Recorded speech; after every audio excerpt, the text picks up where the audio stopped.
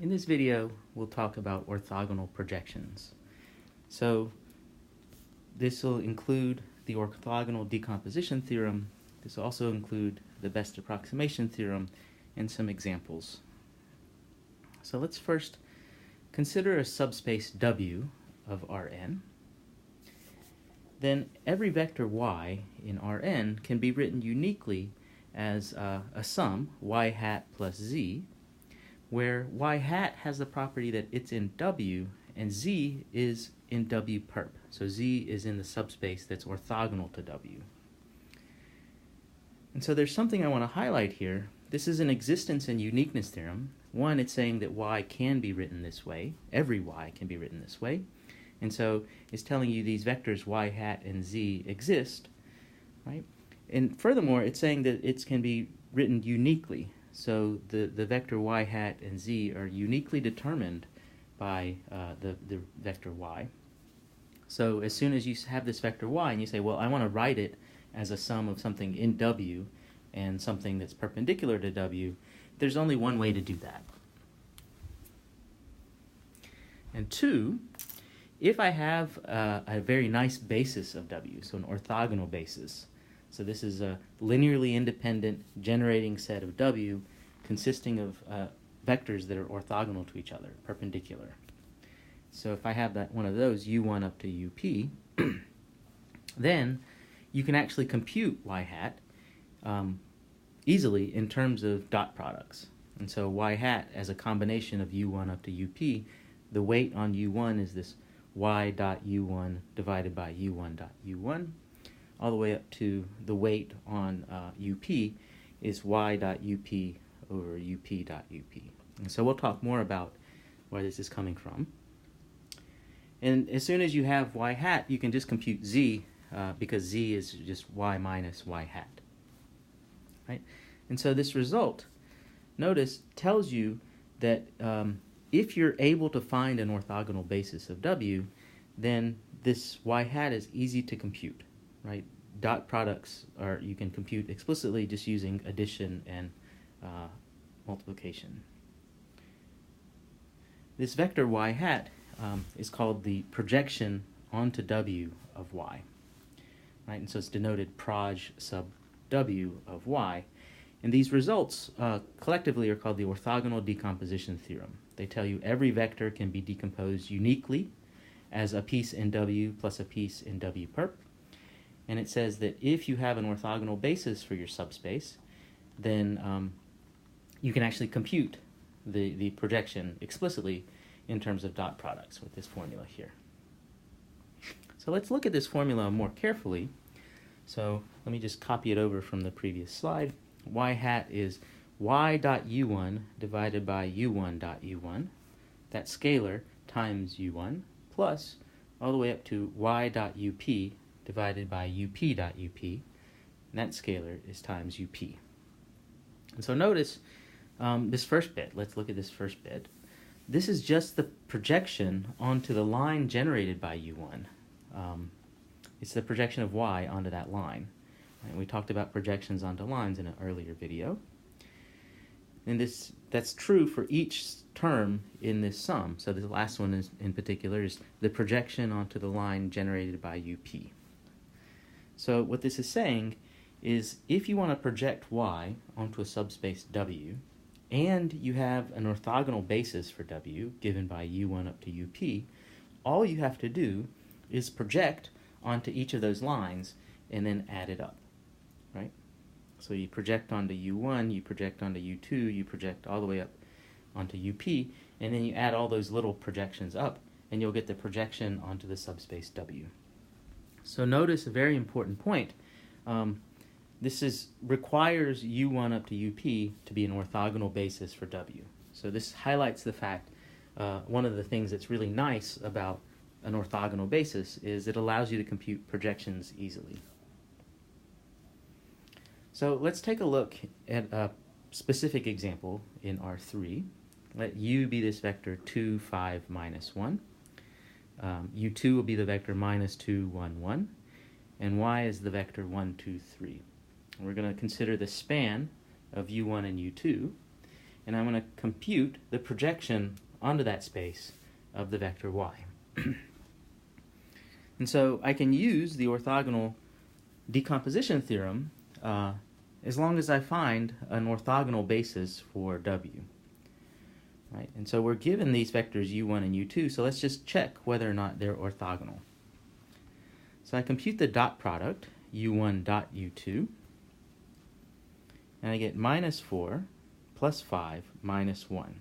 So there I'm doing the 2 times negative 2 plus 5 times 1 plus negative 1 times 1. And that I check, and that's equal to 0. So that tells me that u1 and u2 are perpendicular to each other. So this is an orthogonal basis for w. So now I'm able to use the orthogonal decomposition theorem and use that formula to compute the projection. Okay, so I need to project onto the line generated by u1. So I need to compute this scalar y dot u1 over u1 dot u1. So that's 2 plus 10 minus 3. So how did I get that? I'm looking at the 2 times 1 plus 5 times 2 plus negative 1 times 3. And I'm going to divide that by u1 dot u1. So that's 4 plus 25 plus 1. How do I get that? That's just the 2 times 2 plus 5 times 5 plus negative 1 times negative 1. And I do the arithmetic, and that's 9 over 30, which is 3/10. Similarly, I need to project onto the line generated by u2, and so that's going to be a scalar times u2, and the particular scalar is y dot u2 over u2 dot u2. And so in the numerator I have minus 2 plus 2 plus 3. I get that as the minus 2 times 1 plus 1 times 2 plus 1 times 3 divided by 4 plus 1 plus 1. And so I'm getting that as the minus 2 times minus 2 plus 1 times 1 plus 1 times 1. And that's 3/6, which is 1/2. And so then the projection of y onto w is 3/10 times u1 plus 1/2 times u2. I do the arithmetic to add those, compute that linear combination, and I get minus 2/5 to 1/5. Now let's take a look at some of the consequences of this theorem. So suppose speak generally again, w is a subspace of Rn, and y is some vector in Rn. If y happens to be in w, then the projection of y onto w is y itself. The reason is the orthogonal decomposition theorem tells you that when you decompose a vector into a piece in w and a piece in w perp, that decomposition is unique. And so the fact that y is in w tells you can write y as y plus 0, right? And so then that's the projection. So in general, y, if it's not in w, is going to look like y hat plus this vector z, where z is a vector in w perp, and y is this projection. And so you can think of this, one way of thinking about this is saying that the projection onto w of y is an approximation to y that lives in w, right? So y is y hat plus some little error vector z. Right? So z is going to represent the error in using this as an approximation of y. And so what the best approximation theorem says, we'll say it more precisely on the next slide, is that the orthogonal projection of y onto w is somehow the best approximation that we can get if we're trying to approximate y by a vector in w. It's the best we can do in a very precise sense. Right? So the best approximation theorem, we have a subspace w and we have a vector y, and we'll let y hat be the projection. This is the closest point in w to y.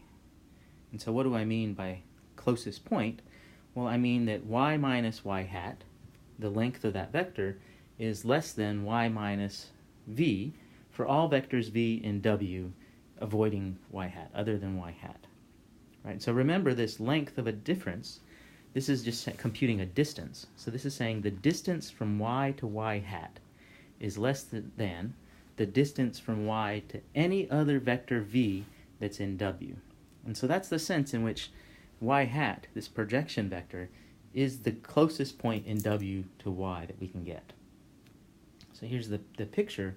If I have this sort of two-dimensional plane W and this green vector y, then the projection of y onto W is this red vector I've drawn here. And this is saying that that vector y hat is closer to the vector y than every other point in W, right? If I compute those lengths. So this, if I write y as y hat plus z, then the length of z, shown there, that's the distance from y to W. Right, so the distance from y to y hat is going to be the same as the distance from y to W, because y hat is the closest point that we can get to. So, for example, let's take W to be the span of 5, negative 2, 1, and 1, 2, negative 1, and y is the vector minus 1, minus 5, 10. Suppose we know that the projection of y onto W is minus 1, minus 8, 4. Well, then we know by the best approximation theorem that's the closest point in W to y. The difference, y minus y hat, 0, 3, 6, is the error in using y hat as an approximation of y. And the length of that vector, which is the square root of 3 squared plus 6 squared, so that's 3 times the square root of 5, that's the distance from y to W.